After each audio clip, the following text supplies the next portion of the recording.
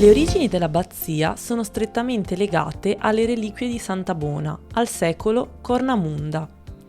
Vergine egiziana la cui biografia è avvolta nel mistero, Cornamunda a 12 anni si rifugiò in convento per sfuggire al matrimonio che i genitori vorrebbero imporle.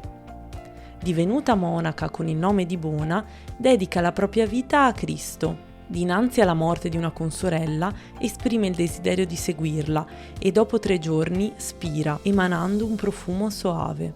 Le reliquie di Santa Bona giungono in una chiesetta di Vidor nel 1101, grazie a Giovanni Gravone, reduce da una crociata in Terra Santa. 5 anni dopo, l'8 agosto del 1106, il crociato dona la cappella e le reliquie all'abbazia di Pomposa. In cambio invoca l'edificazione a Vidor di un monastero intitolato alla Santa. Nel 1110 una comunità benedettino-olivetana si insedia nell'abbazia di Santa Bona di Vidor.